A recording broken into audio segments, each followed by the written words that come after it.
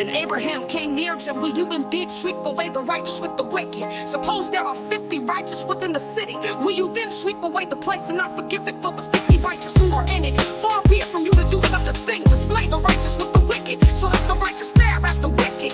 Far be that from you. Shall not the judge of all the earth do what is just?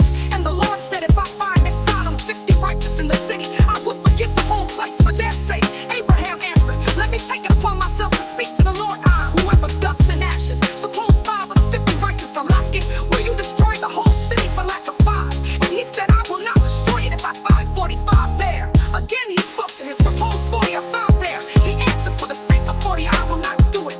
Then he said, oh, do not let the Lord be angry if I speak. Suppose 30 are found there. He answered, I will not do it if I find 30 there. He said, let me take it upon myself to speak to the Lord. Suppose 40 are found there. He answered, for the sake of 40 I will not destroy it. Then he said, oh, do not let the Lord be angry if I speak just once more. Suppose 10 are found there. He answered, for the sake of 10 I will not destroy it.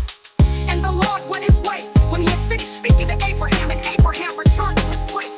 The 2 angels came to Sodom in the evening, and Lot was sitting in the gateway of Sodom. When Lot saw them, he rose to meet them and bowed down with his face to the ground. He said, please, my lords, turn aside to your servant's house and spend the night and wash your feet. Then you can rise early and go on your way. They said, no, we will spend the night in the square. But he urged them strongly, so they turned aside to him and entered his house. And he made them a feast and baked unleavened bread, and they ate. But before they lay down, the men of the city, the men of Sodom, both young and old, all the people to the last man surrounded the house, and they called to Lot, where are the men who came to you tonight? Bring them out to us, so that we may know them. Lot went out of the door to the men, shut the door after him, and said, I beg you, my brothers, do not act so wickedly. Look, I have 2 daughters who have not known a man.